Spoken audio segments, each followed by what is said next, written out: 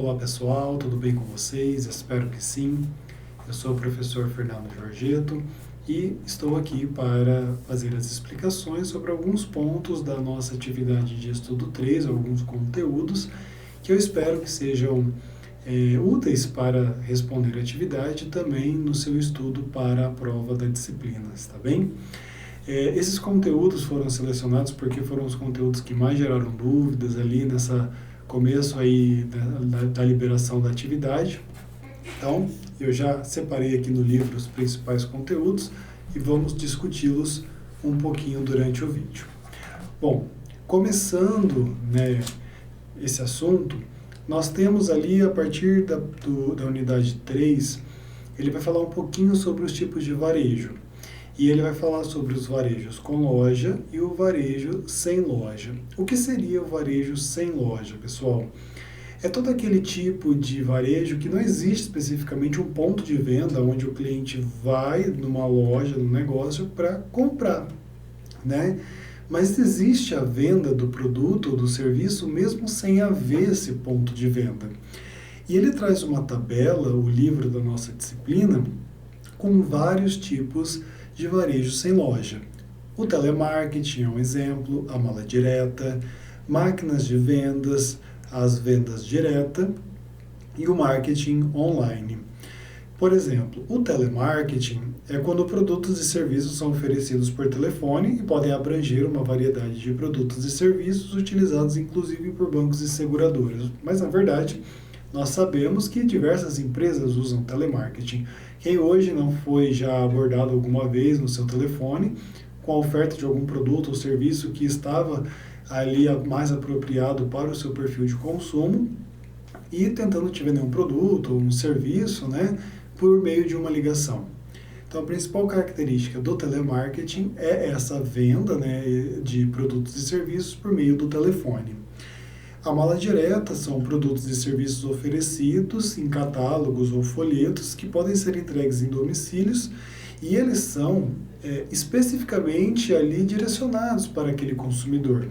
Então, a função da mala direta é ter uma comunicação mais direcionada, por isso que tem o nome direta, por ser uma comunicação direta com o consumidor de acordo com o perfil dele.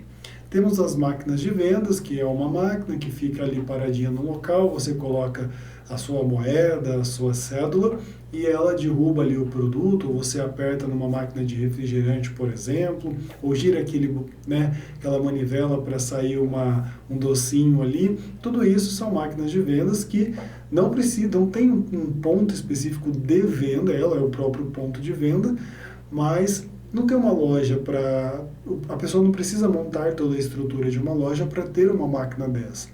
Ela própria está inserida dentro de outras lojas, em locais públicos, Então, é um tipo também de varejo sem loja. Temos a venda direta, que é a interação dos vendedores com o consumidor, quando, por exemplo, engloba a venda pessoal de produtos, abrange também a denominação de marketing multinível, ou seja, quando você tem uma rede ali de representantes de uma determinada marca e você precisa angariar clientes, angariar outros vendedores, e isso vai possibilitando, então, que toda a rede ganhe. E o marketing online. Então, nessa tabela, nesse conteúdo, nós podemos ter contato com diferentes tipos de varejo sem loja e as suas principais características.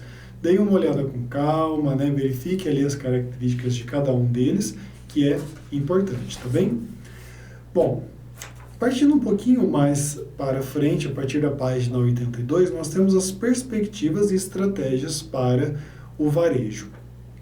O que essa parte nos traz de informação relevante? Uma atitude fundamental por parte de empreendedores do varejo é o posicionamento. Ou seja, as empresas do varejo, elas precisam saber se posicionar. Esse produto que ela vende, o serviço que ela vende, qual é o valor que ela vai colocar nesse produto? Mas não somente o valor monetário, mas o valor, a percepção de valor pelo cliente naquele produto. Quanto melhor for a percepção, quanto mais valor o cliente vê, mais caro pode ser o produto, mais seleto, Então, vai depender desse posicionamento, se ela, por exemplo, prefere ganhar na quantidade vendida ou se ela prefere ganhar, então, somente no produto vendido ali. Ela vende um produto, mas aquele produto, então, já satisfaz a meta do mês inteiro. Ou ela tem que vender 100, 1000 produtos para conseguir atingir uma meta, por exemplo, né? Então, nós temos o caso de imobiliárias, por exemplo, que pode vender ali um imóvel e com uma venda só, ou grandes indústrias que fabricam equipamentos, maquinários, né, por exemplo, uma venda que é feita já ganha o mês inteiro, digamos assim, e gera um valor muito maior. Ou até uma joia, né, por exemplo. E temos também aquele mercado de bairro, aquele mercado mais simples, que vende produtos baratos e ganha na quantidade vendida. Então depende do posicionamento e isso precisa ser comunicado muito bem para o cliente para não atrapalhar ali a comunicação, não espantar o seu cliente, nem para ele passar na frente de uma loja e pensar, nossa, né, eu nunca poderia comprar um produto dessa loja porque ela tem cara de ser loja cara. E às vezes quando você tem uma oportunidade de ver o preço, você se surpreende que aquela loja, na verdade, oferece produtos muito baratos. E ao contrário também pode ser verdade. Você entra numa loja ali que está vendendo tudo muito caro, mas na verdade não vale o preço, porque não tem ali um atendimento legal, né? A própria ambientação da loja não te remete isso, e você fica ali um pouquinho desconfiado para fazer a compra. Então é isso, pessoal. Avançando um pouco mais nesse conteúdo, nós temos que o posicionamento é uma forma em que o varejista escolherá ser reconhecido no mercado. Alguns varejistas eles se posicionam com a oferta de alto nível de serviço, sendo que os seus estoques têm giro baixo. Foi o que eu acabei de explicar no caso dos imóveis, por exemplo, de joias, né, da venda de joias. Mas as suas margens de contribuição elas são altas, porque uma venda só já consegue suprir a necessidade de capital da empresa. As margens de contribuição, entenda que se trata da rentabilidade proporcionada então ao negócio a partir desta venda. Avançando um pouco mais, ele fala que outro formato de negócio de varejo são os que focam no preço baixo, com alto giro de estoque e oferta mínima de serviços. Apesar de quase todas as classes de consumidores apreciarem ofertas de preço, alguns segmentos essa oferta ela é mais valorizada. Então é aquele negócio, por exemplo, de comprar da China. O que você está comprando? Qualidade de produto, o atendimento de uma necessidade a partir de um preço mais baixo possível. Muitas vezes o que conta ali é o preço mais baixo. Você pode até se surpreender com a qualidade do produto recebido, por exemplo. Mas o foco principal que o cliente procura é o preço. E, de um modo geral, é o preço mesmo, né? Quando o cliente vai procurar até um produto mais selecionado, ele tenta dar uma brigadinha ali no preço, mas ele precisa enxergar valor para poder pagar toda aquela quantidade de dinheiro ali, de capital, naquele produto. Ele precisa enxergar um benefício, tá bem? Vamos avançar um pouquinho mais no conteúdo e lá na página 92 nós temos algumas explicações sobre a implicação da internet na distribuição. Bom, pessoal, nessa parte aqui do livro ele vai falar um pouquinho sobre o EDI, que é o Electronic Data Interchange, ou a troca eletrônica, né, de dados.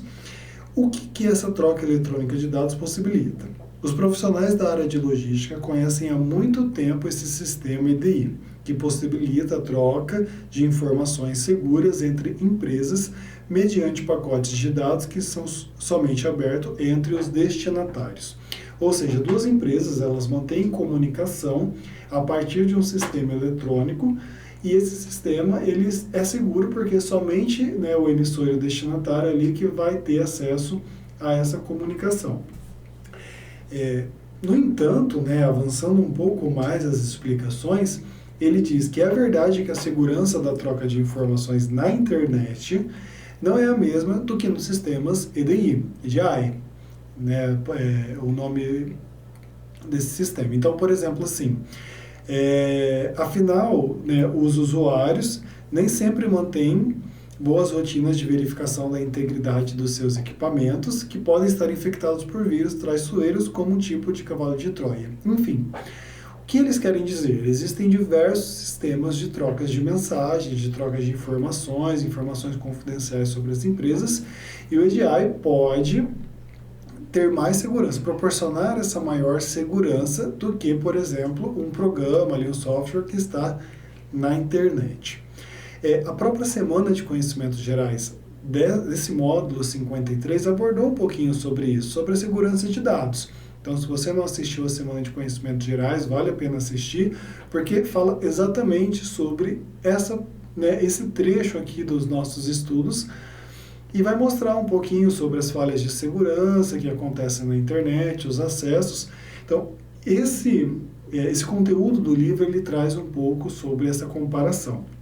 Avançando um pouco mais, ele vai abordar também sobre o e-commerce e vai falar que são transações por meio da internet, não se limitando à venda de bens e serviços disponibilizados offline também por meios tradicionais, que também incluem produtos como programas, os softwares passíveis de digitalização, entrega online, mediação eletrônica e mercados de consumo, enfim. O que essa parte ali, nesse trecho, ela está explicando? Que o comércio eletrônico pode vender, normalmente nós compramos produtos e serviços, compramos roupa, tênis, calçados, pelo comércio eletrônico. Mas também o comércio eletrônico pode vender, por exemplo, softwares que são bens intangíveis, e você, na hora você já recebe aquele software, tem a liberação daquele software, pode fazer o download dele, e a instalação, então, no seu computador e já usar. Não precisa de toda uma estrutura do canal de distribuição para entregar esse produto ao consumidor. O canal de distribuição dele vai ser a própria internet, o próprio servidor que vai entregar, então, esse produto. Avançando um pouco mais, nós temos ali na página 116 o relacionamento nos canais de distribuição entre os participantes desse canal de distribuição. Bom, o que nós temos de informação aqui nesse trecho?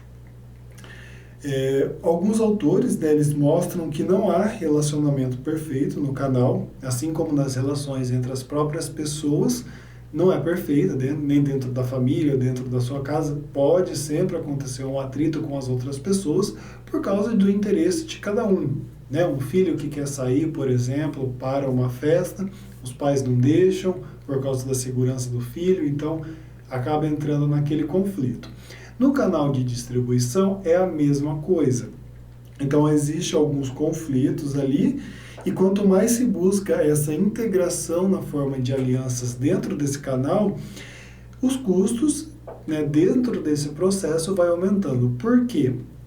Existe ali uma entrega de valor maior para os consumidores e precisa ter uma interligação de sistemas, precisa ter uma interligação de informações, diferente de uma pessoa compra, um atacado compra da indústria e a indústria não sabe mais o que aconteceu com esse produto até chegar no consumidor final. A entrega de valor vai ser muito menor do que se fizer toda uma ligação entre os integrantes da cadeia de distribuição, de modo que desde lá da indústria até chegar no consumidor final, todo mundo saiba o que está acontecendo com o produto, em qual parte do canal de distribuição esse produto está e qual é a forma que esse consumidor está consumindo esse produto e qual é o valor que está sendo entregado para ele, o final desse consumo e até chegar numa recompra, talvez. Mas é necessário. Então, quanto maior a integração, mais os custos envolvidos para fazer toda essa integração, tá bem? Avançando um pouco mais, porém, mesmo com esses dificultadores, existem vantagens na busca de relacionamentos mais estreitos ou alianças estratégicas dos canais de distribuição. Então, toda empresa, pelo menos a maioria delas, ela precisa tentar algum tipo de aliança, algum tipo de integração para conseguir aumentar esse valor que vai ser entregue, então, ao consumidor. Por isso que é importante. Na aliança estratégica, duas ou mais organizações, então, elas têm conexões jurídicas, econômicas, interpessoais, então essa obrigação, digamos assim, esse cuidado que elas precisam ter com o produto, com a oferta de valor, para o consumidor. Todas as empresas envolvidas nesse canal de distribuição assumem essa responsabilidade, que as fazem funcionar de acordo com a percepção de um único interesse compartilhado por todas as partes, ou seja, o atendimento da necessidade do cliente, tá bem?